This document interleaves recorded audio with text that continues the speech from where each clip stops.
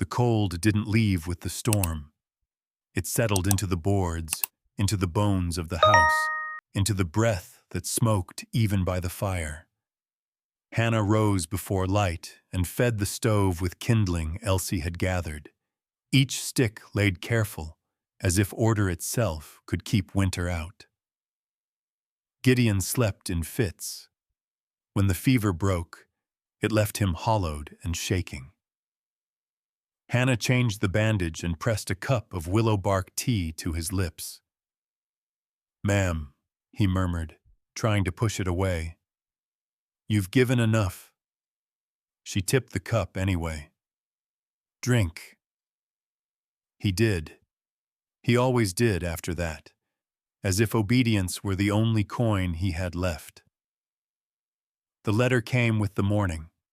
Hannah read it standing, boots still on, the words clean and final. 90 days, no more extensions. She folded the paper twice and slid it beneath the family Bible without ceremony. Gideon watched from the pallet by the hearth.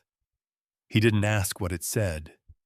He looked instead at the rope by the door, the knot reset, the trap rug laid flat, as if nothing lay beneath it. "You're prepared," he said. "I have to be," Hannah replied. She set a thin bowl on the table and pushed the fuller one toward Elsie. The child hesitated, eyes flicking to Gideon. "He needs strength," Elsie whispered. "He has," Hannah said gently. "You eat." Elsie did, chewing slow, watching the door between bites. Footsteps passed the house that afternoon. Not close. Close enough. Hannah stood at the window until they went. That night, Gideon tried to sit up. The pain took him, and he sagged back, breath cut short. Hannah was there before the sound left him. "Don't," she said. "I need to tell you," he said through clenched teeth, "about what I was carrying." Hannah tightened the bandage, then loosened it a hair. "Not tonight." He closed his eyes, the effort spent. "They'll come again." "I know." He opened his eyes at that. "You're not afraid." "I'm careful," Hannah said. "I'm afraid," a quieter voice added, and she ignored it. On the third morning, Gideon stood. It cost him. He leaned on the mantel, jaw set, the watch ticking between his breaths. Hannah didn't stop him. She watched how he tested the floor with his heel, how his gaze traced the line of the door, the window, the cellar. A man who read rooms the way others read weather. "Sit," she said when his knees went soft. He did, and this time he laughed. One short sound that surprised them both. "Yes, ma'am." She poured water and set it within reach. "Tell me." He reached for the saddlebag where it rested against the wall. His hand shook. He steadied it with the other, then stopped. "Before I do," he said, "you should know I won't buy my way out of your trouble." Hannah's eyes lifted. "Good." He nodded once. "Good." He took out the folded paper and laid it flat. The seal was there, pressed wrong, the wax cracked by water. He didn't let her read it yet. "Land and chul, water," he said. "Not mine alone. The kind that keeps a valley alive. There are men who would rather own it quiet than share it right. I took proof. They put a bullet in me for it." "And you ran," Hannah said. "I rode," Gideon corrected, "toward nowhere." Hannah considered the paper, then the Bible beneath it. "They'll keep coming." "Yes." "My house is small," she said. "My child is smaller." Gideon met her gaze. "I won't make you a shield." Then don't, Hannah said. She pushed the paper back to him. But don't lie to me either. He took a breath and nodded. Mrs. Rowe. They ate that night in quiet. Outside, bells rang again. Practice for Christmas Eve. Elsie hummed, the tune wavering, and Gideon found himself watching the way Hannah's hand rested on the child's hair, steady as the ticking watch. 3 months, Gideon said softly, not looking at the Bible. Hannah stilled. You heard. I read faces, he said, and letters when they weigh that much. She didn't deny it. I won't beg. I wouldn't ask you to, Gideon said. He waited, then added, I could clear it. Hannah's jaw tightened. No. He nodded. I thought you'd say that. He shifted, careful of his side. What I can offer is work, a contract, wages fair, a share earned. I'll put it in writing, and you'll keep your land. Hannah studied him. You're not strong enough to work. Soon, he said, and I can teach. Teach what? He smiled without humor. How to make winter listen.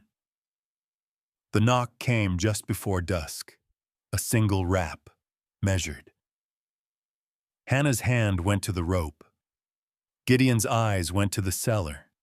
She opened the door, the same hand's width. The man on the porch held out a crate. From the church, ma'am. Extra candles. Thought you might need them for Christmas. Hannah took the crate. Thank you. His gaze slid past her. He smiled like a man who enjoyed being useful. Merry Christmas. Merry Christmas, Hannah said, and shut the door. She set the crate down and checked the candles. All there. No note. No trick she could see. Kindness has a way of arriving with eyes on it, Gideon said. Everything does, Hannah replied. Later, she opened the cedar chest and took out the contract Gideon had written, the ink still sharp. She laid it beside the Bible and knelt, the floor cold through her skirt. I won't trade my child for comfort, she thought, quick and fierce. I won't trade truth for quiet. She signed. When she stood, Gideon was watching, his hat in his hands, though he hadn't put it on. Thank you, he said, and meant more than the paper. That night, Elsie slipped from her bed and padded to Gideon's side. She placed the wooden horse he'd carved from scrap by his hand. So you won't be lonely, she whispered. Gideon swallowed. Thank you, miss. She nodded, solemn, and returned to her blankets. Outside, the wind shifted. Somewhere beyond the field, a match flared and went dark. Hannah banked the fire and checked the door one more time. 3 months lay ahead like a road with no shade. She stood at the threshold, listening to the watch tick, and did not step back. The knock came before light. Not loud, not rushed. The kind meant to sound reasonable. Hannah was already awake. She felt it in the way the house held its breath. The fire settled too low, the watch on the mantel ticking louder than it should have. Elsie stirred. Hannah pressed a finger to her lips and rose. The second knock followed, firmer. Hannah crossed the room and slipped the rug aside. The trapdoor lifted with a soft complaint of wood. Gideon was awake, eyes sharp despite the gray in his face. Down, she whispered. I can stand, he said. Not today. He nodded once and eased into the cellar, lowering himself without a sound. Hannah closed the door and tied the rope, the knot neat and final. She straightened the rug and took one breath before opening the door. 2 men stood on the porch. The third stayed mounted, horse steaming in the cold. Their coats were clean, their hats tipped polite. "Morning, ma'am," the leader said. "Apologies for the hour." Hannah did not invite them in. "What do you want?" "A word," he said easily. "We're checking on folks after the storm, making sure everyone's well." "We're well," Hannah replied. His eyes moved anyway, counted the room in a blink, the table, the hearth, the pallet by the fire. Empty now. A pause too long. "We're looking for someone," he said. "Tall fellow, well-dressed, might have had an accident nearby." Hannah felt the rope burn again in her palms, remembered the weight of Gideon's body in the snow. She kept her voice level. "I haven't seen anyone." The man smiled as if she'd told a joke he intended to remember. "You're sure?" "I am." The rider shifted in the saddle. The horse snorted, uneasy. From beneath the floor, a faint sound, wood settling, nothing more. Hannah's spine went tight. The leader stepped closer, boots crossing the threshold. Hannah didn't move back. "My child is here," she said. "You can keep your distance." He stopped, studied her face as if looking for cracks. "It's cold to be alone, ma'am." "God keeps watch," Hannah said. "So do I." The man laughed, soft. "Of course. If you hear anything, you'll let the sheriff know." "I always do." They left without hurry, the mounted man turning last. His eyes lingered on the door as if he could see through it. When the sound of hooves faded, Hannah shut the door and leaned her weight into it until the house remembered how to breathe. She opened the cellar. Gideon climbed out, pale, jaw set. Blood had spotted the bandage again. Hannah swore under her breath and pressed cloth to his side. "You shouldn't have moved," she said. "I didn't," he replied. "They're closer." "I know." He watched her hands, steady despite the tremor that tried to live in them. "You didn't flinch." Hannah tied off the bandage and looked at him. "If I flinch, they win." He nodded. "They'll come back." "Then we'll be ready." That afternoon, the school bell rang, and Elsie tugged on her coat. Hannah hesitated, eyes on the road. "I can keep her home," she said to Gideon. "No," he said quietly. "They watch who stays." Hannah swallowed and nodded. She walked Elsie halfway, watching until the child disappeared among taller coats and smaller hopes. Then she stood there a moment longer, listening to her own heart. "Please," she thought once, sharp and quick, "please." Gideon spent the day teaching from a chair. How to knot a rope so it could be cut free with one pull. How to read the way smoke leaned when the wind meant trouble. How to keep a ledger that told the truth even when people didn't. "Why show me this?" Hannah asked as she copied the numbers. "Because money lies," Gideon said. "Work doesn't." Near dusk, a boy rode up with a note from the sheriff. Hannah read it twice. "He wants to talk." "Does he?" Gideon said. They went together. Gideon rode borrowed tack, careful of his side. Hannah walked beside him, chin high. In the sheriff's office, the air smelled of ink and old coffee. "Mr. Vale," Sheriff Pierce said, eyes flicking to the bandage. "You bring trouble." "I bring proof," Gideon replied. Pierce sighed. "This town doesn't like secrets." "Neither do I."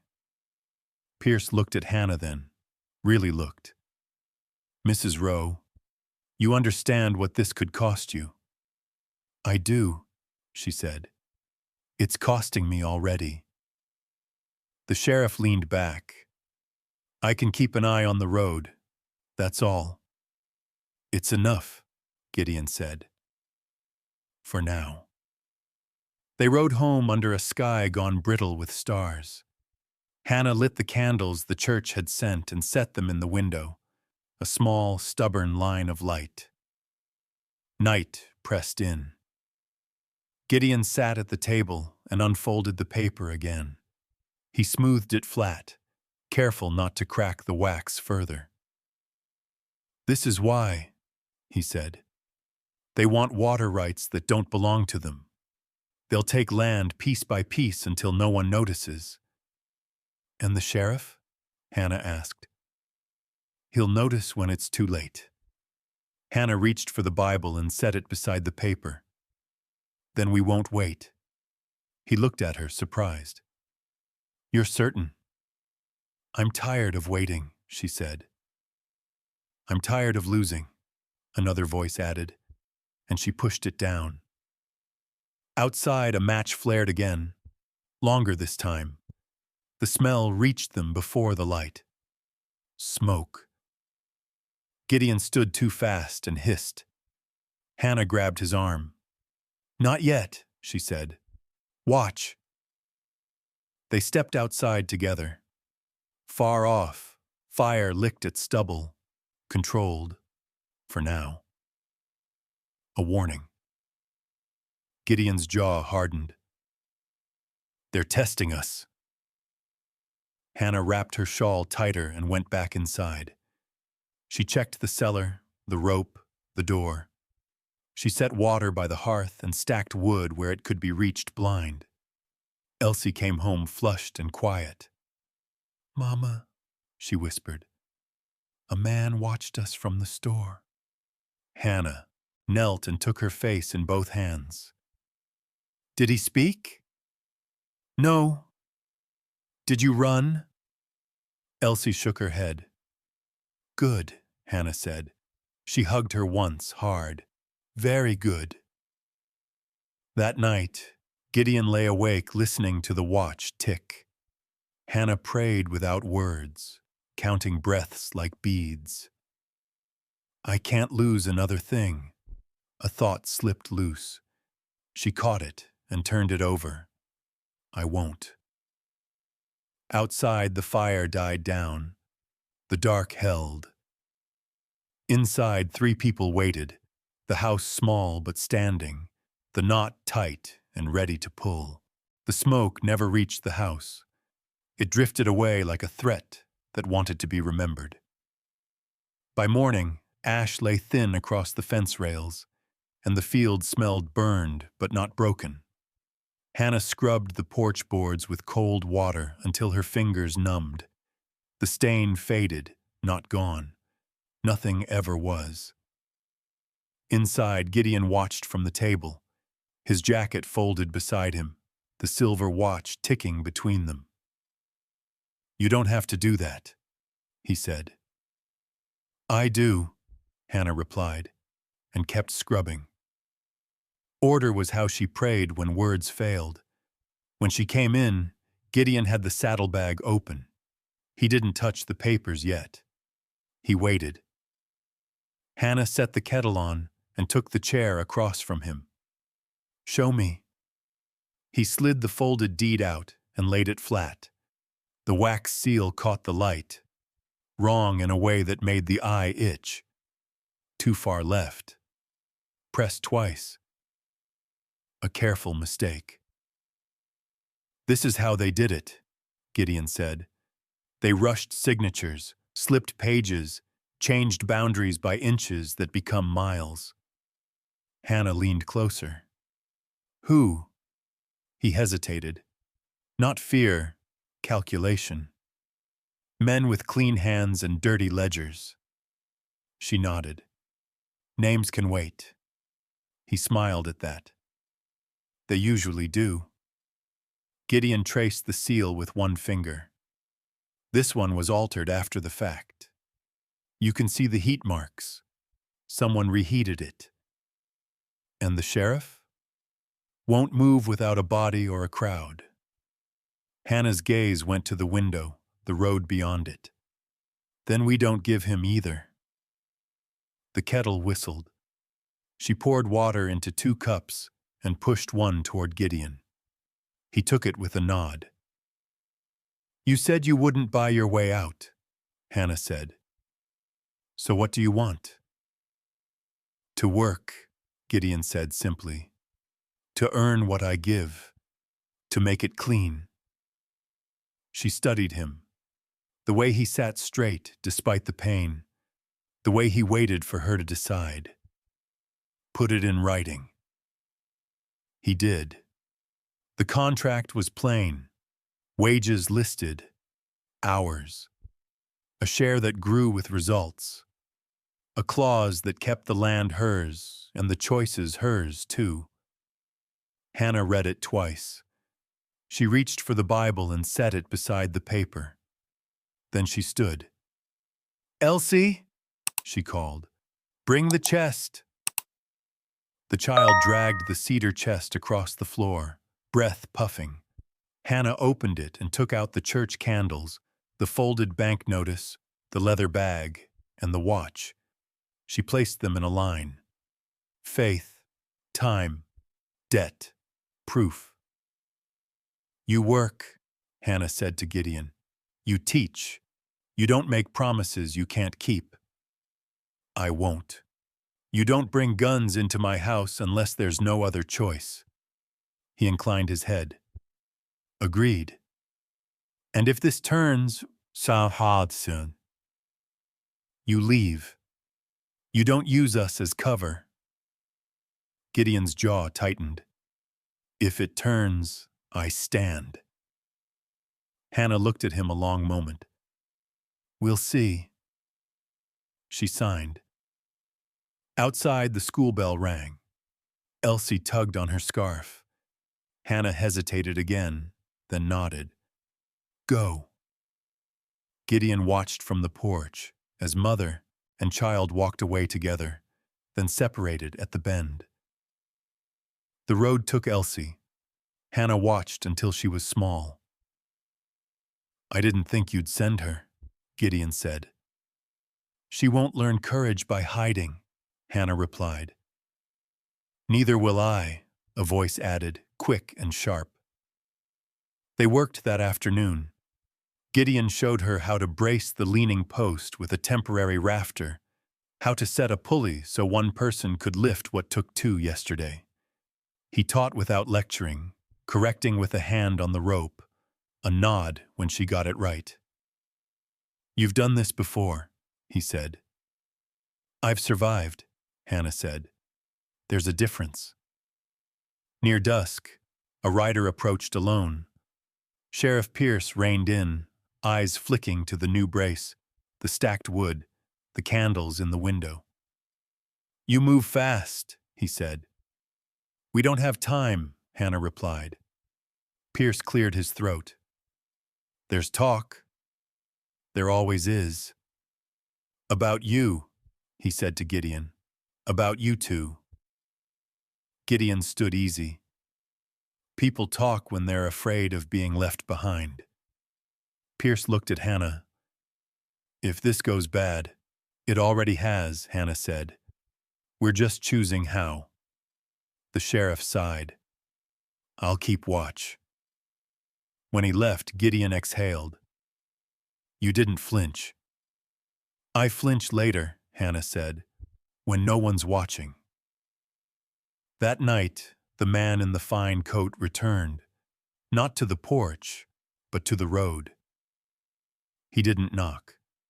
He stood where the lantern light reached and waited. Hannah stepped out alone. Mrs. Rowe, he called softly, you've had excitement. Enough, she replied. He smiled, polite as a knife. We worry about children. So do I. You might consider a quieter arrangement. I don't trade quiet for safety, Hannah said. His eyes slid to the window where Gideon stood. Your guest brings noise.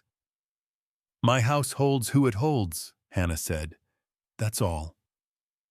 The man tipped his hat and turned away. The horse's hooves sounded unhurried. Inside, Gideon was pale again. Hannah closed the door and tied the rope. They'll push, he said. They always do. Elsie came home with a split lip and a stubborn chin. I didn't cry, she said. Hannah cleaned the cut. Good. Gideon watched from the table, something old and fierce moving behind his eyes. Later, as the fire settled, Gideon set the watch on the table and pushed it toward Hannah. For keeping time honest, she pushed it back. For when you need reminding. He nodded and tucked it away. Hannah knelt before the Bible once more, the contract folded inside. The candlelight wavered, then steadied. I didn't ask for this, she thought. A single line of truth. But I will not fail it. Outside, the night pressed close, curious. Inside, the house held, rope tight, seal seen for what it was, and 3 lives bound by work instead of fear. Morning brought sound, not hooves, not bells, wood on wood, the measured knock of work beginning. Gideon stood at the fence with a ledger tucked under his arm and a coil of rope at his feet. He showed Hannah how to set the line so the post leaned into its brace instead of away from it. She tested the pull. The fence held. Again, he said. She did it again. Slower. Better. By noon, the lean was gone. The post stood honest. Neighbors slowed on the road, not stopping, watching. Hannah kept working. Gideon kept his hat on his head and his eyes on the line. At the mercantile, Hannah paid in full for nails and seed. She took the receipt and folded it flat.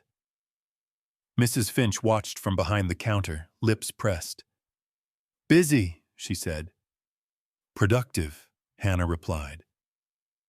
Mrs. Finch's gaze flicked to Gideon outside, lifting a crate without asking for help. People talk. They always do. Hannah carried the crate herself. Gideon took it from her anyway and set it down gentle, like it mattered. At school, Elsie's teacher cleared her throat and asked Hannah to stay after. The room smelled of chalk and winter coats.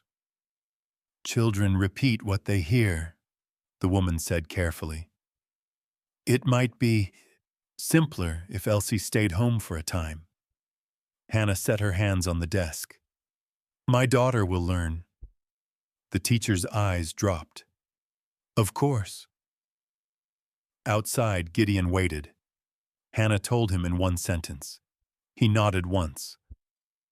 We'll make sure she has no reason to be ashamed. Good, Hannah said.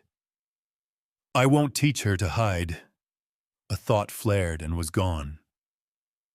That afternoon, Gideon wrote letters. He didn't ask Hannah to sign. He sent them under his name, to men who owed him favors earned the right way. He folded each envelope clean and sealed them careful, the wax pressed true. They'll come, Hannah asked. They'll listen, Gideon said. That's enough. The first wagon arrived 2 days later. Lumber. Then another with a water barrel and fittings Hannah had never seen before. Gideon showed her how to set the line so gravity did half the work. He showed her how to read the land for where water wanted to go. You're not fixing this place, she said, watching the stream find its path. You're teaching it to live. He smiled, brief. That's the idea. The town noticed. At church on Sunday, eyes followed them down the aisle. Hannah sat straight, Elsie between her and Gideon. When the hymn rose, Hannah sang. Not loud, steady. After, a man stepped into Gideon's path. Clean coat, clean hands, a smile polished thin. "Mr. Vale," he said, "you make improvements quickly." "Work tends to," Gideon replied. "You might consider discretion." Gideon looked past him at the children running on the steps. "I do," he said, "every day." The man's smile didn't falter. "We wouldn't want misunderstandings." "No," Gideon said, "we wouldn't." That night, Hannah found the note tucked into the doorframe. The paper was fine, the script beautiful. Children are delicate things. Hannah burned it without comment and poured the ash into the stove. Gideon watched the flame eat the words. "They're tightening." "So are we," Hannah said. He nodded and set the ledger on the table. "Wages," he said, and pushed the coins toward her. She counted them. Correct. She slid half back. Seed. He didn't argue. Elsie learned knots by firelight. She practiced until her fingers ached and the rope obeyed. Gideon watched, correcting once, then not at all. "You're good at this," he said. Elsie shrugged. "Mama says hands learn faster than mouths." Hannah smiled without looking up. The bankman arrived the next morning, hat in hand, eyes sharp. He took in the braced fence, the water line, the ledger on the table. "You've had help," he said. "I've worked," Hannah replied. He cleared his throat. "Payments are due." "They're coming," Gideon said. "On time." The man looked at Gideon, recognition dawning. "Mr. Vale." "Yes." The bankman's posture shifted. "We can be flexible." Gideon's eyes went cold. "You can be fair." The man swallowed. "Of course." After he left, Hannah let out a breath she'd been holding since the knock. "That will spread." "Let it," Gideon said. At school, a boy shoved Elsie. She fell, scraped, stood back up without crying. When Hannah heard, her hands shook. Gideon found the boy's father at the livery. He didn't threaten. He didn't raise his voice. "Your son learns what you teach," he said. "So do mine." The message traveled faster than rumor. That evening, Hannah opened the cedar chest and took out the contract. She smoothed it once, then folded it back. "Why this way?" she asked Gideon. "Why not just clear the debt and be done?" He considered the question. "Because people deserve tools, not favors." She nodded. "That's the kind of rich I can live with," she thought. Snow came again, light and clean. The water line held. The fence didn't lean.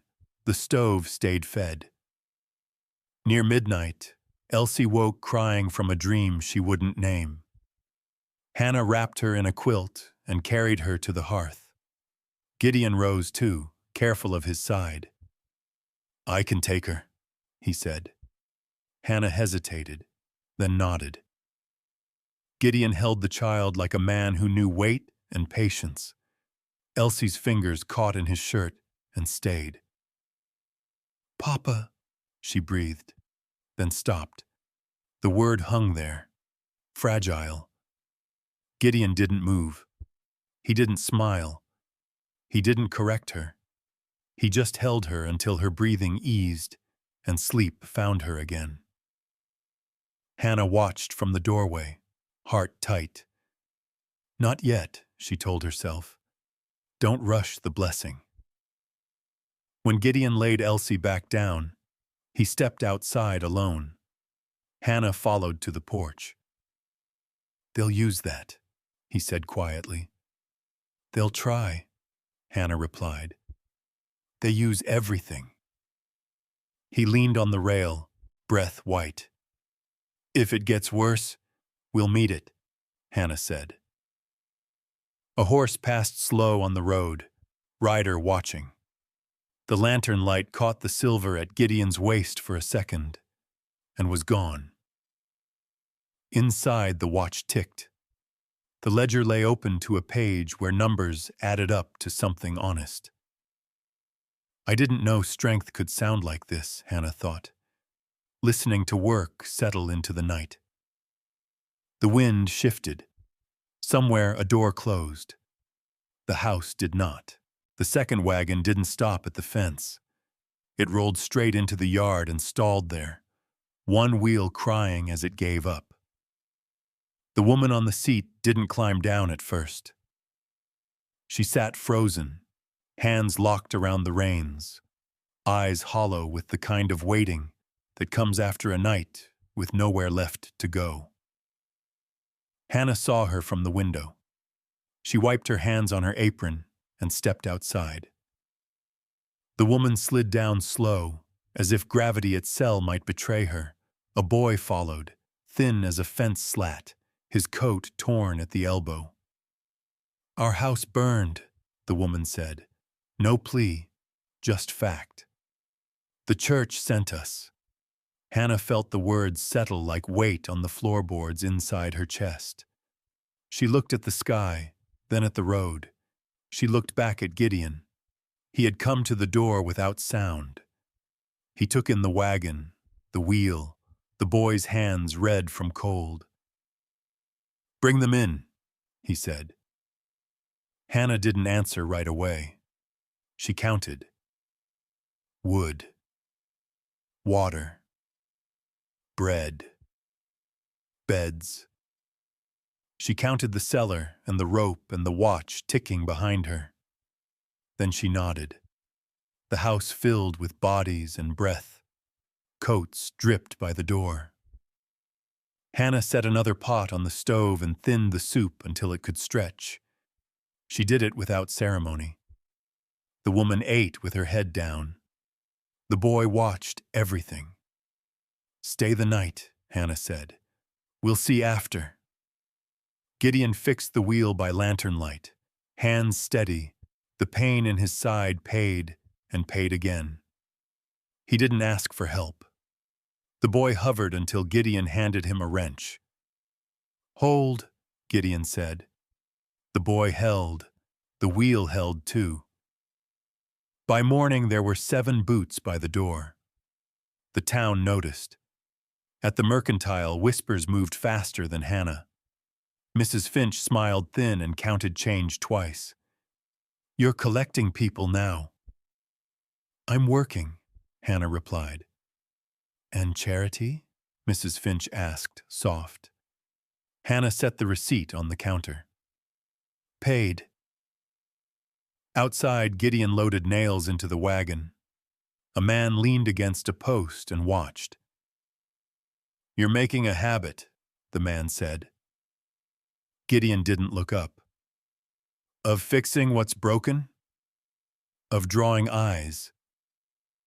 Gideon finally met his gaze. "Eyes are cheaper than silence." The man laughed and walked away. At school, Elsie found her desk moved, closer to the door. She didn't complain. She tied a knot with the cord of her satchel and untied it again until the bell rang. That night, Hannah stood at the sink and scrubbed until her hands ached. Gideon came up behind her, careful not to crowd. "You didn't have to take them in," he said. "I did," Hannah replied. "If I shut the door now, it shuts forever." A thought pressed sharp and gone. He nodded. "Then we'll make room." They did. Beds moved, blankets doubled. Gideon sketched a lean-to by the fire, lines clean and spare. "This will keep them dry," he said. "And the neighbors?" Hannah asked. "They'll decide what kind they are." The letter arrived 2 days later, cream paper, ink dark and even. Your home has become busy. Hannah folded it once and slid it under the Bible. Gideon watched her hands. They're baiting, he said. Then we don't bite, Hannah said. They worked anyway. Gideon taught the woman from the burned house how to keep the ledger. He taught the boy to whittle pegs that didn't split. He taught Elsie how to read the sky for snow that meant trouble. Listen, he said one evening as the wind changed. Hear that? Elsie closed her eyes. It's heavier. He smiled. Good. The sheriff rode by at dusk and didn't stop. Hannah watched him go, jaw tight. He'll choose later, Gideon said. I don't like later, Hannah replied. The storm that came wasn't loud. It came patient, snow laying itself down in careful layers. Gideon set the braces. Hannah checked the lines. The lean-to held. They sat by the fire with bowls in their hands and listened to the wind teach its lesson. The boy from the wagon fell asleep against the wall. The woman watched Hannah like a question. Why? She asked finally. Hannah didn't answer right away. She ladled more soup. Because this is how we live. Gideon stood and took the last bowl. He split it, poured half back. Eat, he said, and waited until Hannah did. Later, when the house slept in uneven rhythms, Gideon stepped out onto the porch. Hannah followed, wrapping her shawl tight. They'll push harder, he said. I know. If it comes to it, she cut him off. You won't trade us to save yourself. I won't. And you won't turn this place into a battleground unless there's no other choice. He held her gaze. Agreed. Inside, Elsie stirred and murmured in her sleep. A word brushed the dark and vanished. Papa. Hannah's breath caught. Gideon looked away first. I won't let her call me that, he said. I know, Hannah replied. But my heart did. A quieter truth answered. Morning brought a visitor with clean boots and a softer smile than the last. He stood at the gate and waited. Mrs. Rowe, he said, we worry. Your home is crowded. Hannah didn't invite him in. So is winter. He smiled. There are places better suited. We're suited, she said. His eyes slid to Gideon. Your partner attracts attention. Work does, Gideon said. The man's smile thinned. Children attract concern. Hannah stepped forward until the gate was between them. Speak plainly. He did. Send the others away. No. Then there may be consequences. Hannah nodded once. There always are. When he left, Gideon exhaled slow. That was a line. Yes, Hannah said, and we didn't cross it. That afternoon, a third wagon came, this one expected. Lumber from a man Gideon had written. He shook Gideon's hand and nodded at Hannah like she mattered. At church the following Sunday, there was space between the pews and eyes on every back. Hannah sang anyway. Gideon kept his hat in his hands and his head bowed. After, Mrs. Finch pressed a loaf into Hannah's arms without meeting her eyes. For the children. Hannah took it. Thank you. Outside, Gideon watched the town watch them. They're choosing, he said. They always are, Hannah replied. That night, Gideon sat with the ledger open and the watch beside it. Numbers added. The ticking stayed steady. Hannah knelt with the Bible and prayed without asking for mercy. She asked for steadiness. Let me stand, she thought. Let me keep the door. Outside, the road held its quiet. Inside, the house breathed fuller than it ever had. The knot by the door stayed tied, and the space inside it somehow grew. The letter waited in the snow. It lay just beyond the gate, cream paper unmarked by mud, as if the road itself had learned manners. Hannah saw it before anyone else and felt the quiet in her chest turn sharp. She picked it up with bare fingers. The script was careful, balanced, a hand that practiced kindness until it looked like truth. Children learn by example, it read. So do towns. Hannah folded the letter once and tucked it into her coat. She did not burn it. Not yet. Gideon was at the trough, breaking ice with the back of an axe. He looked up when she reached him. Something wrong? He asked. Something polite, Hannah said. He wiped his hands and waited. She showed him the letter. He read it once, then again, slower. The muscles at his jaw worked, then stilled. They're narrowing the circle, he said. They think I'll choose quiet, Hannah replied. They think I'll choose small. A thought flickered and passed. At school, Elsie didn't come out with the others. Hannah waited, eyes on the door. When Elsie finally appeared, her scarf was twisted wrong and her mouth was set. A man asked my name, Elsie said when they were far enough from the steps. He said he knew you. Hannah stopped walking. What did you say? My name, Elsie said. The one you gave me. Hannah knelt and straightened the scarf. Did he touch you? No. Did you run? No. Hannah stood and took her hand. Good. That afternoon, Gideon rode into town alone. Hannah watched him go, counting heartbeats until the dust took him. I hate waiting, she thought, brief and bright.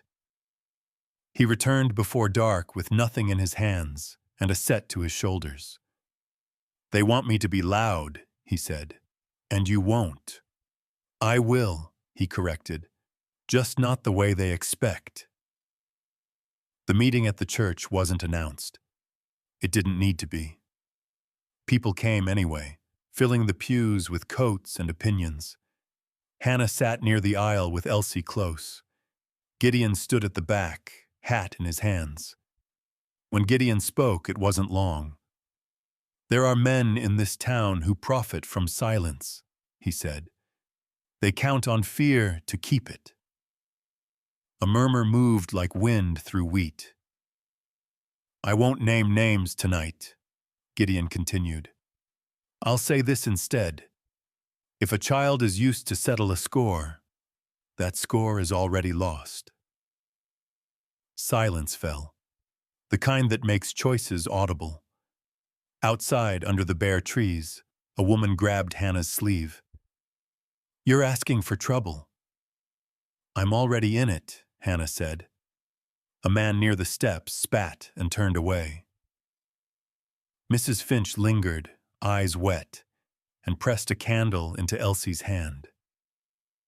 For Christmas, she said, as if it were an apology. That night, the letter came again, this time slid under the door. You've been warned.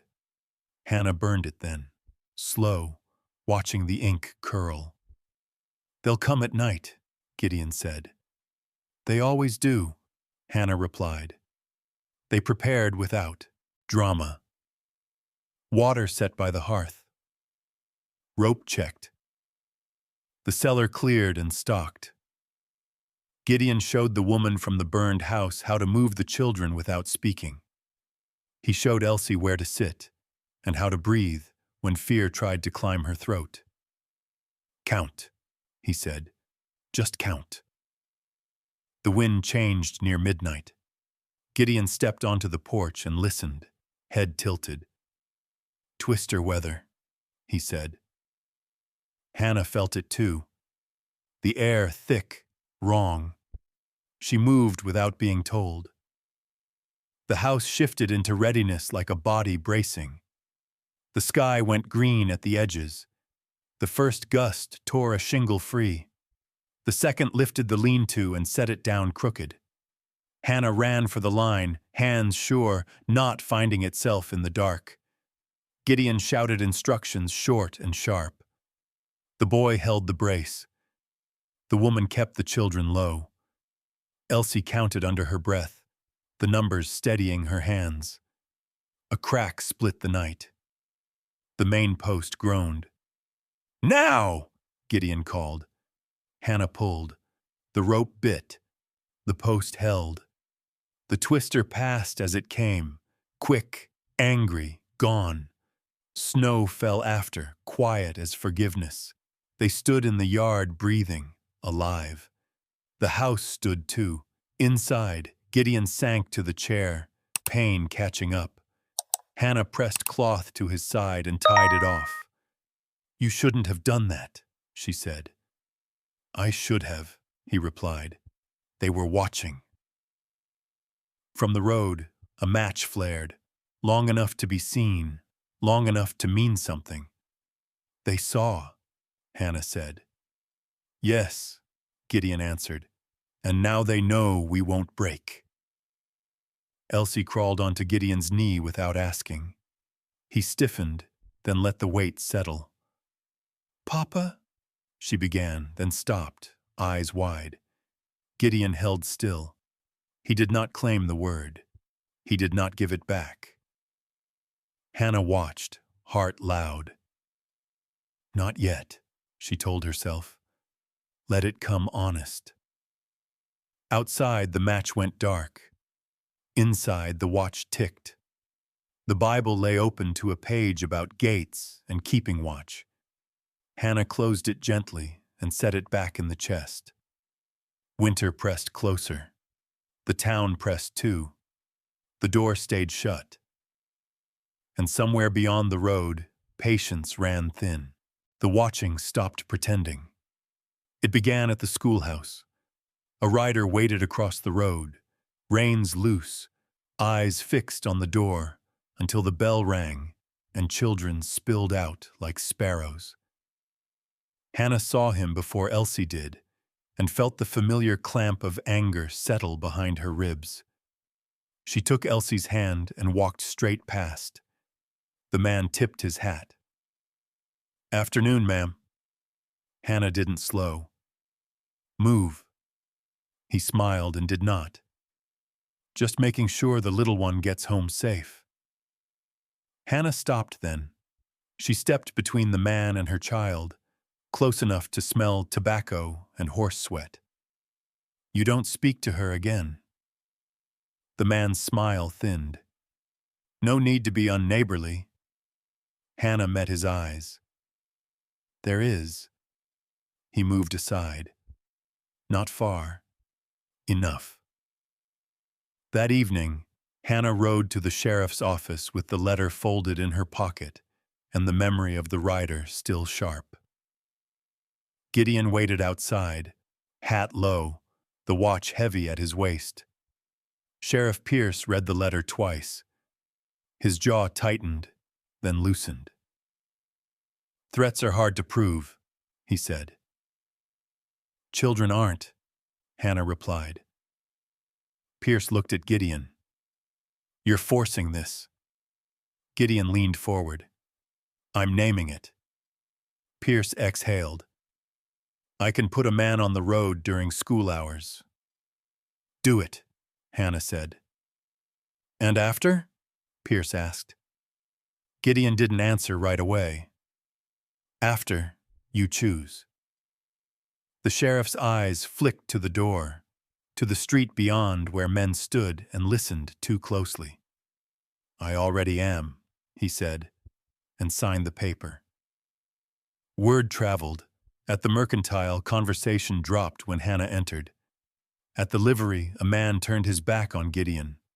At church, pews shifted. space opening like a question. Hannah lit the candles anyway. That night, Gideon laid the papers out on the table. Deeds, ledgers, the altered seal. He showed Hannah where the lines had been nudged, how a stream became a border when ink said so. "They'll try to take this," Hannah said. "They'll try to take you," Gideon replied. She nodded. "I won't move," she thought, brief and iron. They drilled without calling it that. Water buckets placed where hands could find them blind. Rope coiled the same way every time. The cellar stalked and marked. Elsie practiced counting breaths until fear lost its teeth. "Again," Gideon said. Elsie counted again. Snow came light and fast. The road went quiet. Too quiet. Near midnight, a shape crossed the field and vanished. Gideon saw it and did not move. He waited until the house breathed again. In the morning, the sheriff rode by with a deputy who wouldn't meet Hannah's eyes. Pierce reined in. "They're gathering," he said. "Outside town." Gideon nodded. "When?" "Soon." Hannah set her hands on the fence. "What do we do?" Pierce hesitated. "I can't arrest a rumor." Gideon's gaze didn't leave the road. "Then watch the fire." Pierce frowned. "Fire? They'll use it to pull us out," Gideon said. "They always do." Pierce swore under his breath. "I'll keep men close." "Close isn't enough," Hannah said. Pierce looked at her, really looked. "You're not leaving." "No." He nodded once. "Then neither am I." That afternoon, Gideon went to the church alone. He asked for the floor after prayers and was given a look instead. "I don't need it," he said, and spoke anyway. "If a house burns tonight, remember who stood to gain." Some nodded. Some looked away. The door closed behind him with a sound like a verdict. Dusk fell heavy. The air thickened again, wrong in a different way. Hannah felt it in her teeth. The first flame appeared at the far end of the field, small and careful. Then another. A line drawn in fire. "They want us outside," Gideon said. Hannah's eyes went to the cellar, to Elsie counting under her breath. "We stay." Smoke drifted closer. Heat kissed the fence. Gideon took his coat and checked the brace. Hannah set the water line and waited for the cue that mattered. A shout rose from the road. A horse screamed. Then shots, measured, not wild. The sound of men trying to be quiet about being cruel. "Now," Gideon said. They moved as one. Children down. Rope set. Water released. The fire hissed and bent away, not gone but slowed. A bullet tore through the window and lodged in the beam behind Gideon. He flinched and swayed. Hannah caught him. "Sit." "I can sit." He sat. Outside, the flames surged again, closer this time. The line would not hold forever. Hannah tightened the knot and pulled until her shoulders burned. "Hold," she told the rope. "Hold." From the road came the sound of many hooves at once. Not all of them enemies. Sheriff Pierce's voice cut through the smoke. Orders followed. The fire broke apart under boots and water and will. When it was over, the field lay black and steaming. The house stood. So did the people inside it. Gideon leaned back against the wall, breath ragged. Hannah pressed her forehead to his shoulder once and let herself feel the shake. "I'm still here," she thought. We're still here. From the road, a man watched and then turned away. He did not tip his hat. The watch ticked. The Bible lay open where it had been dropped, the page marked by ash. Hannah closed it gently and slid it back into the chest. The threshold held, and the town, finally, had seen it. The wind returned with a memory. Not the wild shove of a blizzard, but the heavy breath that bends grass before it breaks.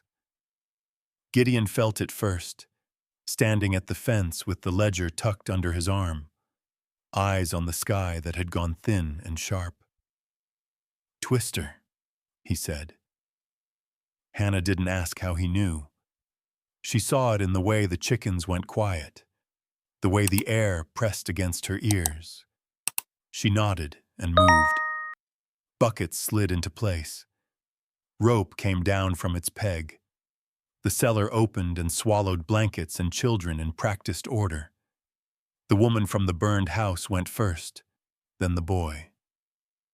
Elsie counted under her breath, steady as a clock. "Stay," Hannah told her. "I am," Elsie said. The sky darkened without warning. Wind tore at the lean-to and set it down crooked again. Gideon ran for the brace, pain catching him hard this time. He bit down and kept moving. "Hannah," he called. "The main post." "I see it," she said. The post groaned, the sound low and terrible. Hannah made a choice without words. She ran past Gideon and pulled the rope through the pulley he'd shown her, hands burning as the knot took shape. "Now," Gideon said. She pulled. The rope sang. The post held just enough. A board flew loose and cracked against Gideon's shoulder. He staggered and went to one knee, breath gone. Hannah saw him fall. She left the rope. For a moment the house held itself, stubborn and proud. Then the wind surged again. Hannah reached Gideon and hauled him back, her boots skidding on ice. She dragged him inside as the first beam split with a sound like a gunshot. "Down!" she shouted. They dove for the cellar as the twister brushed the yard, close enough to steal breath, not close enough to finish the job. The house shuddered and did not give. Inside the dark, children pressed together. Elsie counted until the numbers ran out, and then counted again. When the wind finally moved on, it left quiet like a bruise. They came up slow. The yard was a wreck of snow and wood, the lean-to gone, the fence scarred. The house still stood. Gideon tried to stand and failed. Blood had soaked through his bandage, fresh and bright. Hannah sat him down and pressed cloth to his side. Her hands shook this time, just a little. "Not now," she told them. "Later." "You shouldn't have left the rope," Gideon said, breath thin. "I know," Hannah replied. "I'd do it again." He looked at her then, really looked. "You chose me." "I chose life," she said. "It just happened to be yours." Night came early. The fire was rebuilt. Soup was thinned again and shared without comment. Gideon ate last. A rider appeared at the edge of the field, watching the wreckage with interest too neat to be honest. He didn't approach. He didn't need to.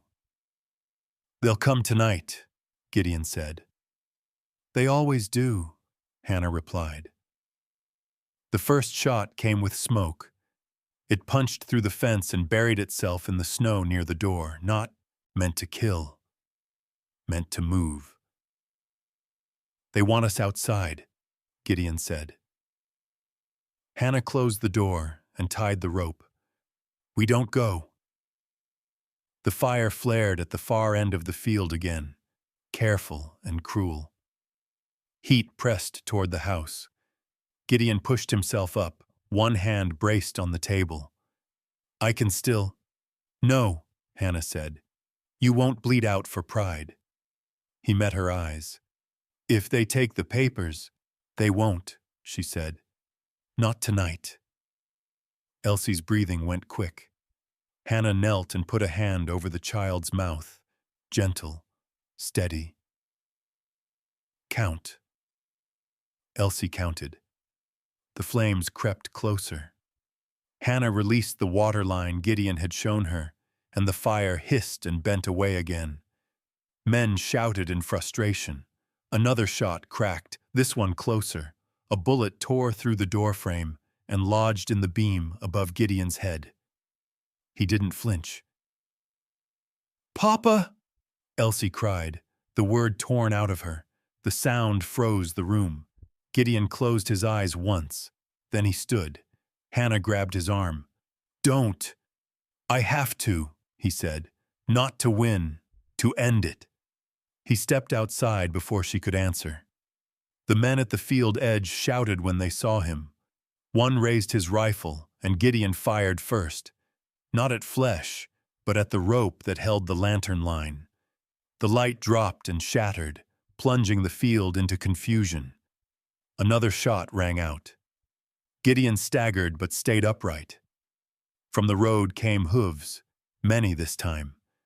Sheriff Pierce's voice cut through the smoke, sharp and certain. Deputies followed. Ranch hands poured in behind them. Men Gideon had written to. Men who answered when work had been honest.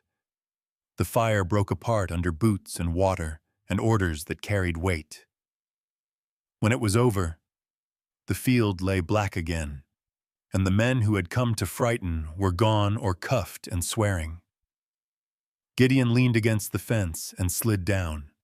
Hannah was there before he hit the ground. "I told you to sit," she said, pressing cloth to the new blood. He smiled, faint. "I sat in the end." Sheriff Pierce approached, hat in hand. His face looked older in the lantern light. "I saw enough," he said. "I'll see the rest." Gideon nodded. "Good."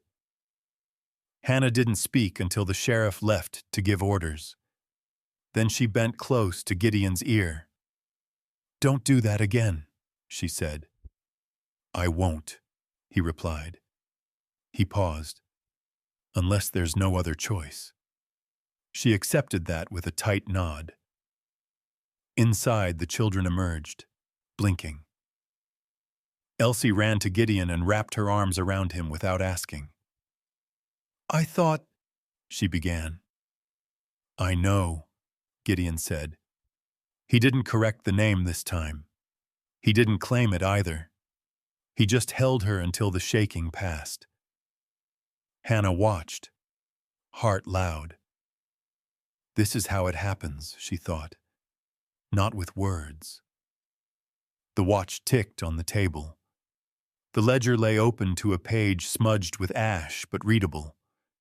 Outside, the road went quiet in a different way. Not empty, decided. Winter had tested them with wind and fire. Men had tried their turn and failed. The house stood, and the night, finally, backed away. Morning did not feel earned.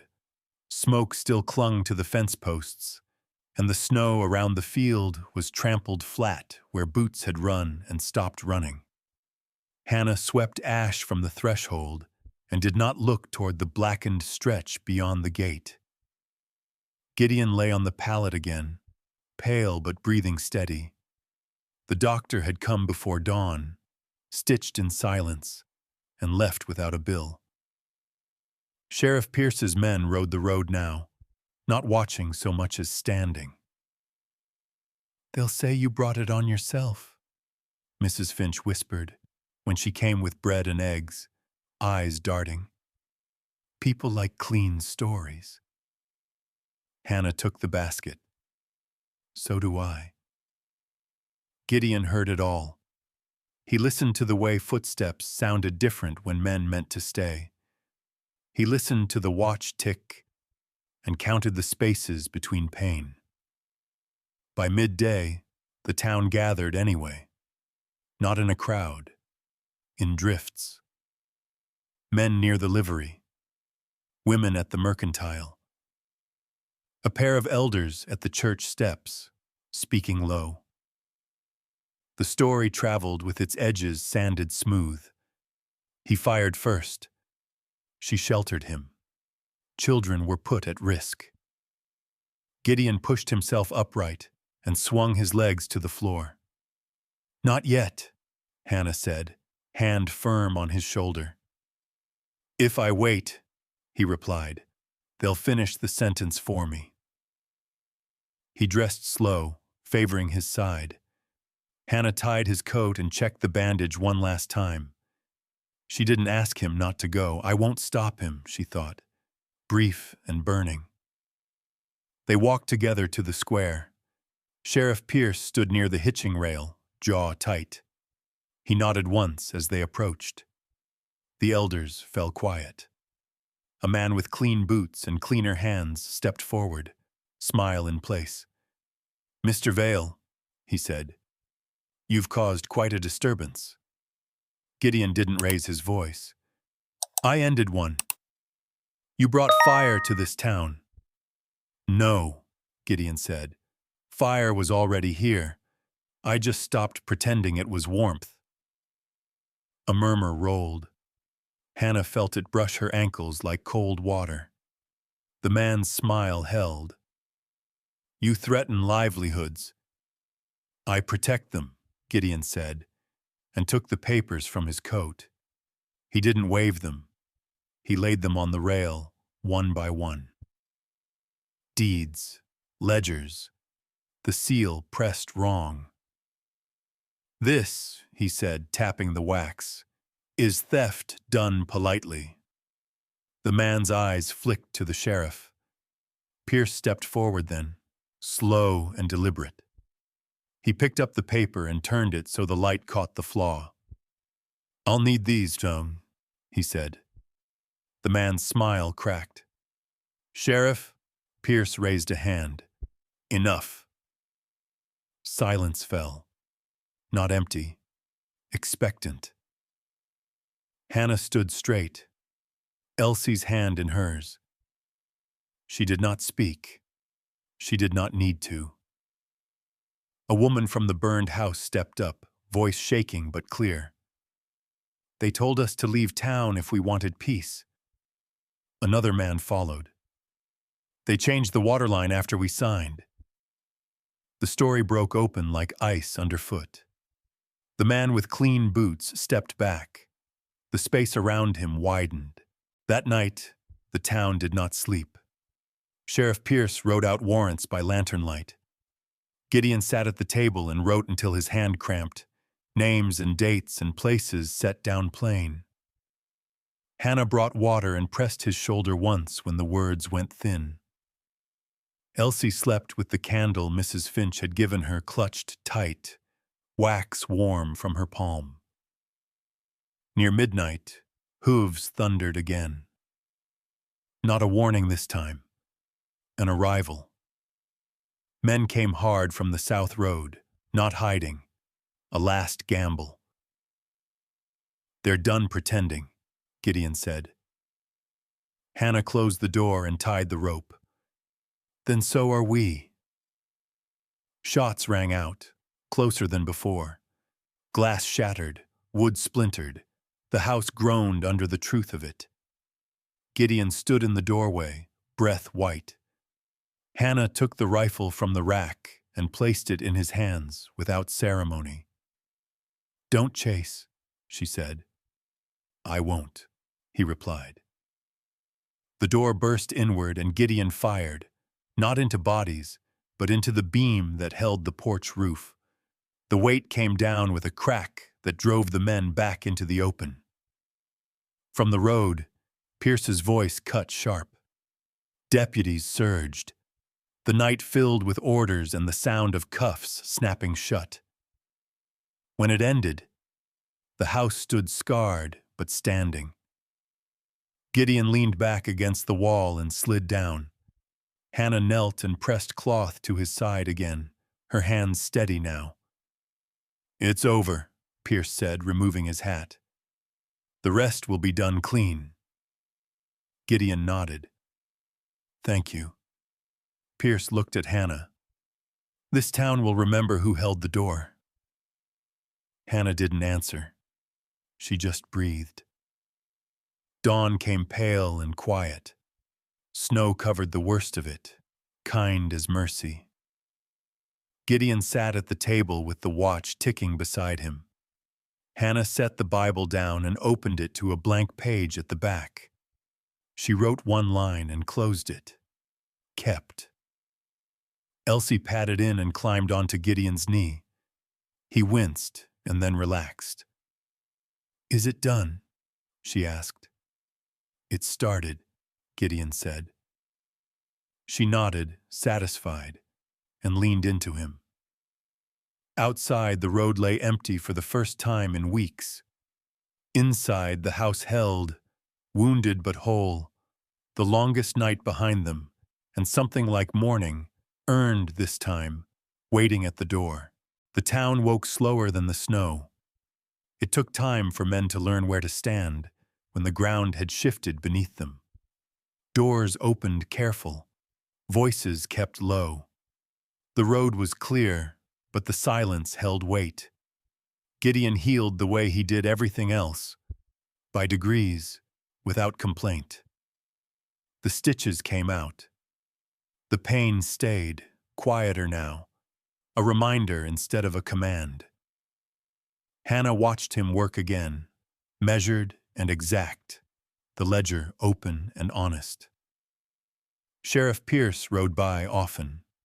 He didn't linger. He didn't need to. Papers moved from hands that had hidden them into hands that would not. Warrants followed. A hearing was set.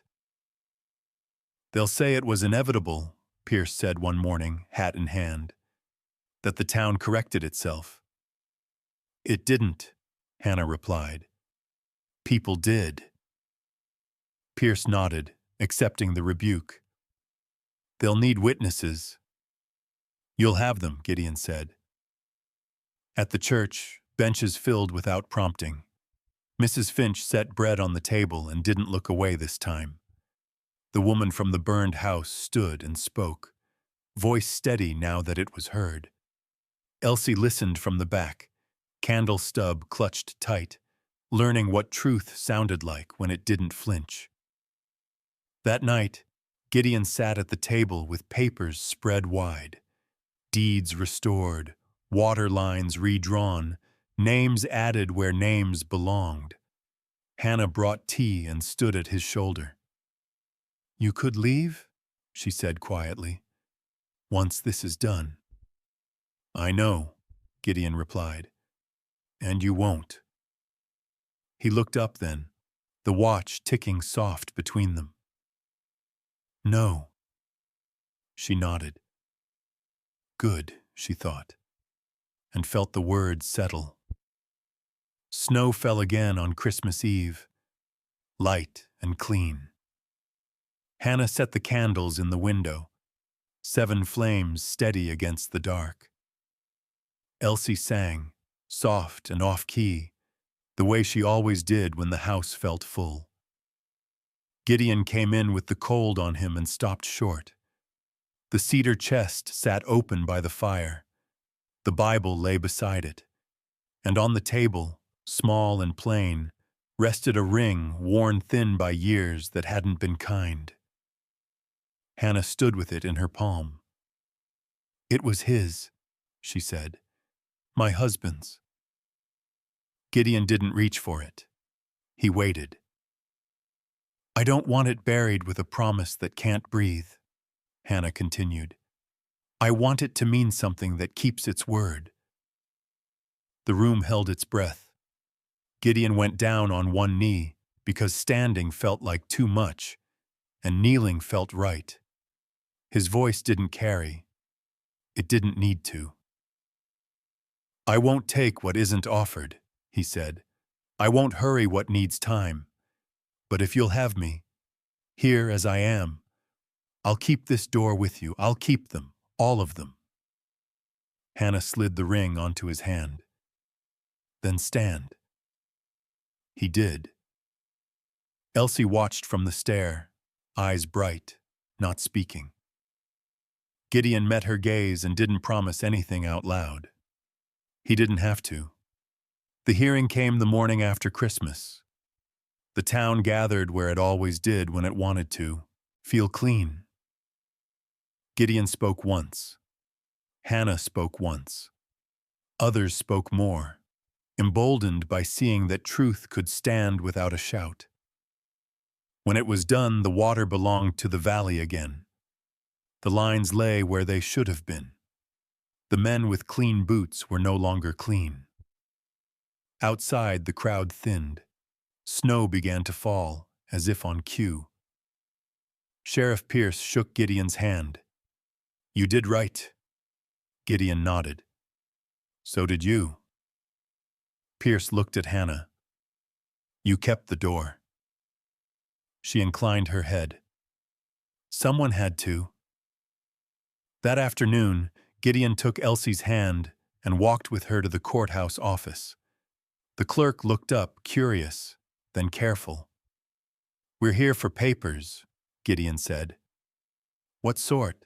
The clerk asked. The kind that says no one gets taken away, Hannah replied. They signed where ink asked for it, names written slow and sure. The clerk stamped the page and slid it back. Elsie watched the seal, perfect and centered this time. It's straight, she whispered. Yes, Gideon said. It is. On the walk home, Elsie skipped. She stopped at the gate and looked up at Gideon. You can stay, she said, as if granting permission. Gideon smiled, small and real. I will. At supper, the house filled again. Neighbors this time, cautious but present. Mrs. Finch brought a pie and left it without comment. The woman from the burned house stayed, her boy laughing with Elsie by the hearth. Hannah stood in the doorway and watched them all, the ledger closed for once. This is what answered prayer looks like, she thought, surprised by the certainty of it. Later, when the house had settled and the candles burned low, Gideon stepped out onto the porch. Hannah joined him, shawl pulled tight. They'll remember you, he said. They'll remember the door, Hannah replied. He took her hand, careful of the ring now warming to his skin. We'll need a name. For what? She asked. For the place, he said. For what it's becoming. Hannah looked out at the field, scarred and healing. Something that grows every morning, she said. Gideon nodded. That will do. Inside, the watch ticked. The Bible lay open to a page marked by candle wax. Hannah closed it gently and returned it to the chest. The night was quiet, not empty. No one was left outside. Spring came quietly. Not all at once, not with banners or promises. It came the way good things do, by staying. Snow pulled back from the fence posts inch by inch. Water ran where it had been told to run, honest and clear. The field carried scars, but green found its way through them anyway. Hannah opened the door each morning and let the air in. She didn't stand guard anymore. She stood present. Gideon worked beside her without ceremony. The ring on his hand caught the light when he lifted boards or signed papers, and he did not hide it. The watch ticked steady in his pocket, time finally doing what it was meant to do. The ranch took its new name without argument. Morning Glory. It fit. At the schoolhouse, Elsie took her seat where she always had. No one moved her desk this time. When the bell rang, she ran for the door with a laugh that surprised even her. "You forgot your scarf," Hannah called. Elsie stopped, came back, and took it with a grin. "I won't forget again." Gideon watched them from the fence. This is it, he thought once, soft and certain. The town learned to pass their gate without staring. Some waved, some didn't. It mattered less each day. Mrs. Finch brought flour and stayed for coffee. The woman from the burned house found work that paid and paid back. The boy learned to read ledgers and maps and never again looked like he might disappear. Sheriff Pierce rode by less often. When he did, he tipped his hat and kept going. One afternoon, Hannah found Gideon in the barn, the adoption papers spread across a crate. He held them like they might fly away if he loosened his grip. "You ready?" she asked. He nodded. "If she is." Elsie stepped in, wooden horse tucked under her arm. She looked at the papers, then at Gideon, then at Hannah. "Do I have to change my name?" she asked. "You get to keep all of it," Hannah said. "Every piece." Elsie considered that, then nodded. "Okay." Gideon signed. Hannah signed. The ink dried straight and sure. Elsie leaned over and stamped the page with the clerk's seal she'd been given to practice with. Perfectly centered. She beamed. "It's straight." "Yes," Hannah said. "It is." That evening, the Bible came out one last time. Hannah wrote a line in the back where other hands had written births and deaths and prayers meant to last. We kept the door. She closed it and returned it to the cedar chest, the lid settling with a sound like peace. At supper, neighbors filled the table without being asked. Bread broke clean. Laughter moved where fear had lived. Gideon said little and listened much, the way a man does when he knows he's home. Later, as dusk laid its soft hand on the field, Gideon and Hannah stood at the porch rail. The wind lifted her hair and set it down again. "They'll tell stories about this," Gideon said. "They always do," Hannah replied. "Will they tell it right?" Hannah thought of the letters, the fire, the rope that held, the child who counted when fear came close. "Some will." Gideon smiled. "That's enough." Inside, Elsie knelt by the hearth and said her prayers without prompting. She asked for small things. She always had. When she finished, she climbed onto Gideon's lap and leaned her head against his chest. The word came easy now. "Papa." He held her and did not flinch. Hannah watched, heart full and quiet. "Thank you," she thought, and meant it. The night settled around the house, not pressing this time. The road lay empty, not abandoned, just done. Morning glory stood where it always had, different because it had chosen to be. The watch ticked, the ledger closed, the door stayed open, and every morning after that, something small and stubborn bloomed. As the winter finally loosened its grip on the valley, the little house that once shook under every storm stood steady, not because it was rich, but because it was rooted. Rooted in faith whispered at dawn. Rooted in hands that worked even when they trembled. Rooted in a family that chose one another when walking away would have been easier. What began as an act of mercy became a lifetime of belonging. Not all wounds disappeared. Not all memories rested quietly. But around that hearth, grief learned how to share space with hope. A widow found strength she never asked for. Children found safety where fear once lived.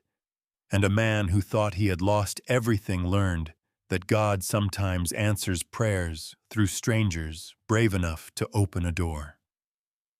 These are the stories that shaped the West: quiet courage, hard choices, and love built one day at a time. If this story stirred something in you, I'd love to hear from you. Please take a moment to like this video if it brought you comfort or memories. Subscribe to our channel for more Western love stories filled with faith, family, and resilience.